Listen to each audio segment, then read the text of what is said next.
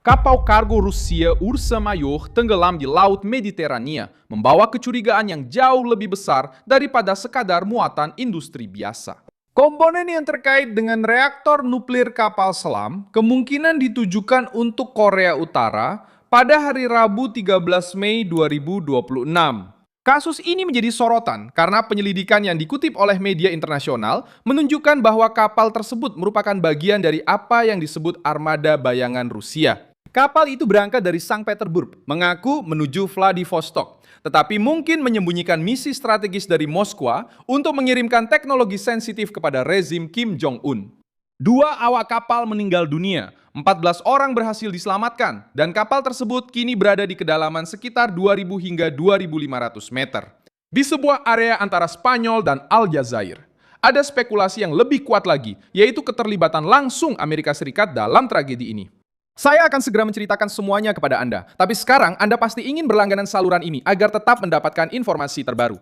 Informasi secara real time, dengan kualitas jurnalistik terbaik yang pernah ada dalam standar kredibilitas. Milson Alves.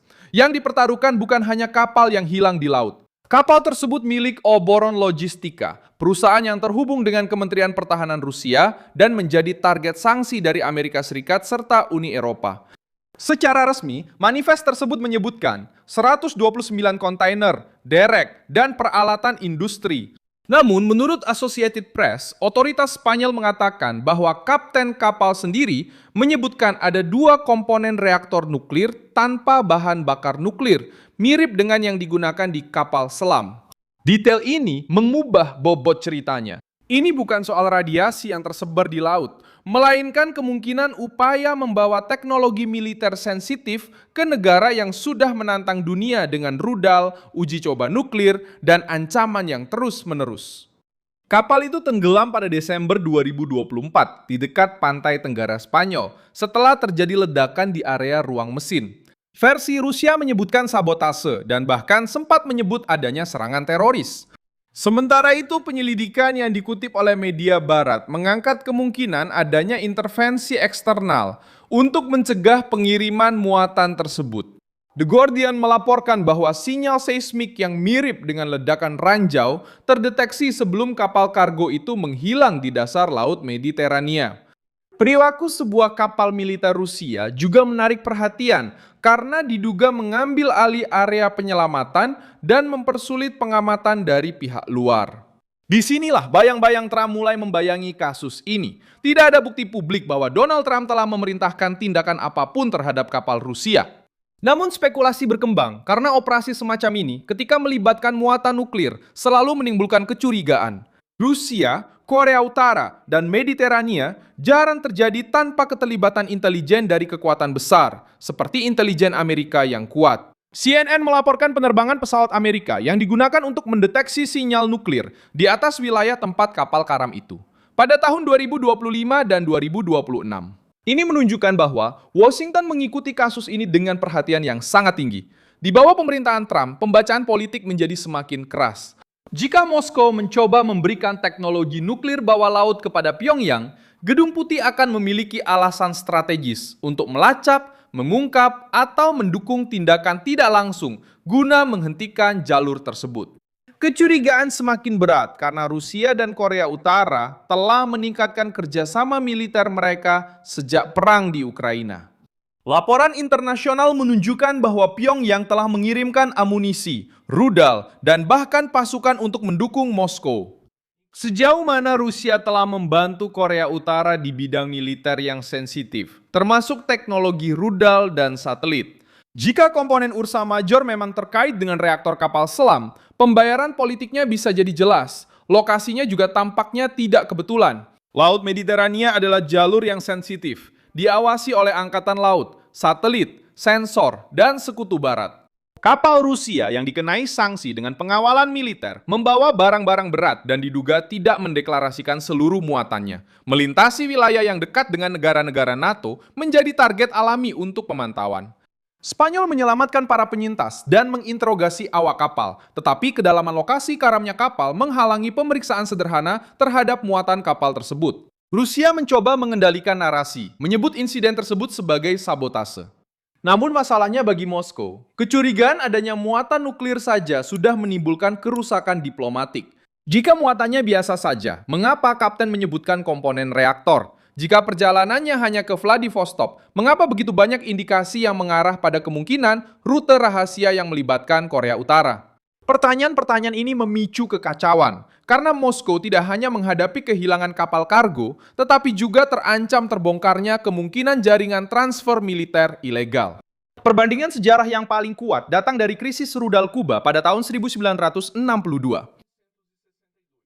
Pada saat itu, John Kennedy memberlakukan karantina laut di sekitar Kuba untuk mencegah Uni Soviet terus mengirimkan perlengkapan militer ofensif ke pulau tersebut.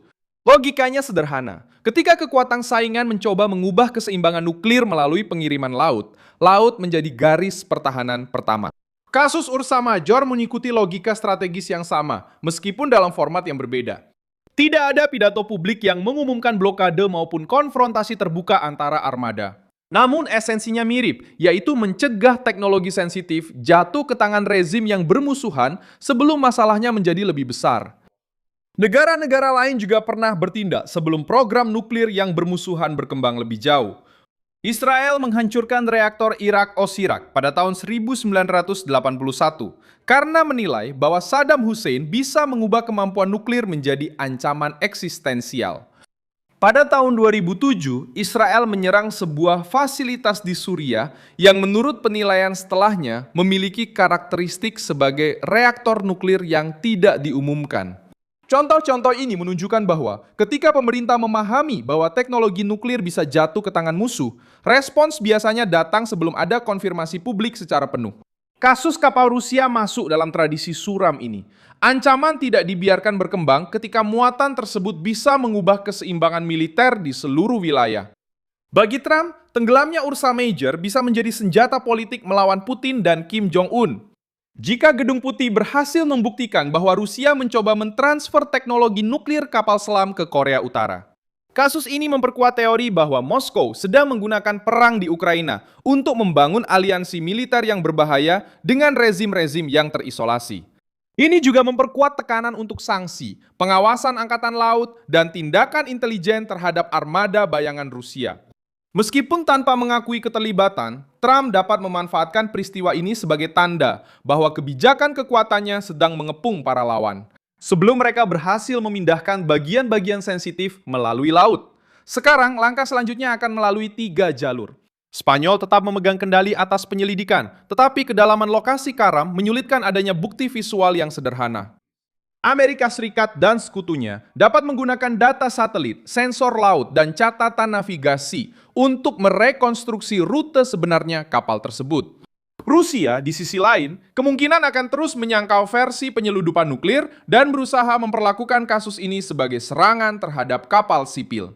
Sementara itu, Korea Utara tetap menjadi pusat kecurigaan. Karena Korea Utara bisa menjadi penerima manfaat dari muatan yang dapat mempercepat ambisi kapal selamnya dan memperbesar ancaman di Pasifik. Saya Milson Alvis, seorang internasionalis, dan tujuan saya adalah menjaga Anda tetap terinformasi dengan kebenaran setiap hari.